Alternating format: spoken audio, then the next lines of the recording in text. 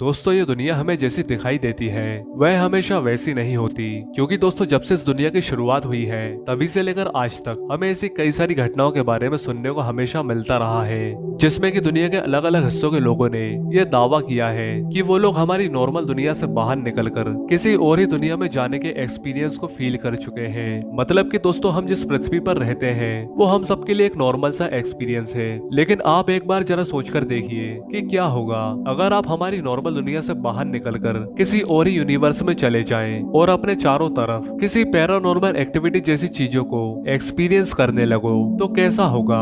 तो दोस्तों अगर आप भी उन लोगों में से ही एक हैं जो कि पैरानॉर्मल जैसी एक्टिविटी पर बिलीव करते हैं तो कृपया इस वीडियो को शुरू से लेकर लास्ट तक पूरा जरूर देखिए। और अगर आपने अभी तक हमारे चैनल को सब्सक्राइब नहीं किया है तो प्लीज आप हमारे चैनल को भी सब्सक्राइब कर लीजिए, ताकि हम आपके लिए ऐसे ही हमेशा अच्छी अच्छी वीडियो लाते रहे। तो चलिए आज की इस वीडियो को शुरू करते हैं। दोस्तों एंडीज माउंटेन एक ऐसी जगह है जिसमें कि एक बहुत बड़ा एरिया पूरा का पूरा स्टोन से भरा हुआ है, जिसको स्टोन फॉरेस्ट के नाम से भी जाना जाता है। दोस्तों इस जगह में जो स्टोन मौजूद है वो कुछ अलग ही शेप के स्टोन हैं, क्योंकि अगर आप इन पत्थरों को जरा ध्यान से देखेंगे तो आपको ऐसा लगेगा कि इन पत्थरों पर इंसानों और जानवरों की तरह आकृतियां बनी हुई हैं। और अगर आप इन पत्थरों को जरा और ध्यान से देखेंगे तो आपको ऐसा लगेगा कि ये चेहरे प्राकृतिक रूप से नहीं बल्कि जानबूझकर बनाए गए हों। और वैज्ञानिकों के मुताबिक ये रॉक फॉर्मेशन 10,000 साल से भी ज्यादा पुरानी है। जूलियो सी टेलो नाम के एक आर्कियोलॉजिस्ट ने इस जगह पर इतने सारे मिस्टीरियस चीजों को एक्सप्लोर किया है जिसके बारे में आप सोच भी नहीं सकते,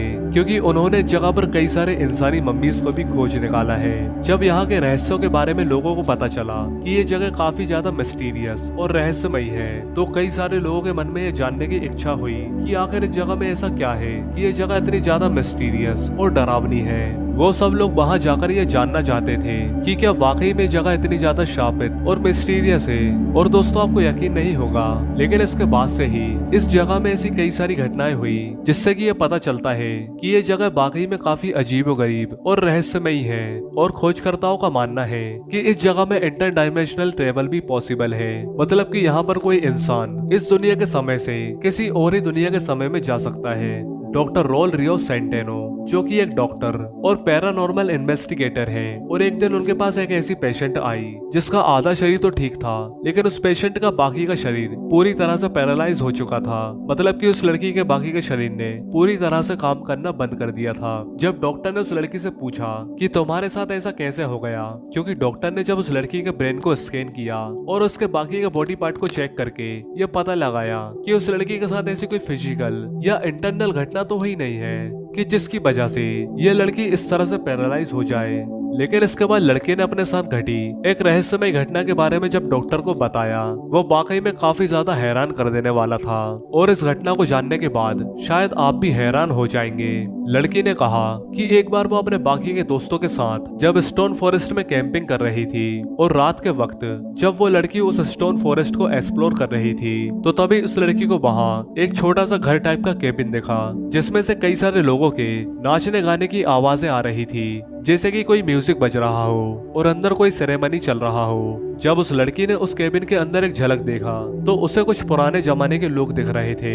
ऐसा लग रहा था कि मानो साल 1700 ईस्वी के लोग सेरेमनी कर रहे हो एक साथ। फिर वो लड़की उस केबिन के अंदर जाने की सोचने लगी, और जैसे ही वो लड़की उस केबिन के अंदर जाने लगी तो उसे ऐसा लगने लगा कि जैसे उसकी बॉडी धीरे धीरे सख्त होती जा रही हो, ऐसा कि जैसे कि वो एक पोर्टल में समाती जा रही हो। और वो पोर्टल धीरे धीरे उस लड़की को लगातार अपने अंदर खींचता जा रहा था। तभी उस लड़की के बाकी के फ्रेंड्स वहां पर आ गई और उसे उस दूसरी दुनिया के दरवाजे से बाहर खींचकर वापस इस दुनिया में लाने लगी। लेकिन तब तक बहुत देर हो चुकी थी, क्योंकि जब तक उस लड़की को वापस लाया गया तब तक उस लड़की का आधा शरीर पूरी तरह से पैरालाइज हो चुका था, क्योंकि उस लड़की का जो बॉडी पार्ट उस पोर्टल में चला गया था वो टाइम स्पेस के कन्वर्टेशन के चलते पूरी तरह से थम चुका था। मतलब कि उस लड़की के शरीर का वो पार्ट जो उस पोर्टल में चला गया था वो पूरी तरह से काम करना बंद कर चुका था। दोस्तों शायद ये एक टाइम स्लिप की घटना थी, जिसमें टाइम स्लिप के चलते ही उस लड़की को 17वीं और 18वीं सेंचुरी का टाइम देखने को मिला, और उसी समय वो लोग भी उसी केबिन में सेरेमनी कर रहे होंगे। जिनका एक झलक उस लड़की को दिख गया था। और दोस्तों आपको यकीन नहीं होगा, लेकिन वो फीमेल आज तक रिकवर नहीं कर पाई है। और उस केबिन में अचानक से ऐसा पोर्टल कैसे बन गया, ये आज भी एक बहुत बड़ी मिस्ट्री है। वैसे दोस्तों आपको क्या लगता है कि क्या वाकई में उस केबिन में कोई पोर्टल बना होगा? हमें नीचे कमेंट करके जरूर बताइए। और अगर आपको ये वीडियो पसंद आई हो तो प्लीज इस वीडियो को लाइक, कमेंट, शेयर और हमारे चैनल को सब्सक्राइब जरूर कर लीजिए। मिलते हैं किसी अगली वीडियो में, तब तक के लिए जय Hind and thanks for watching this video.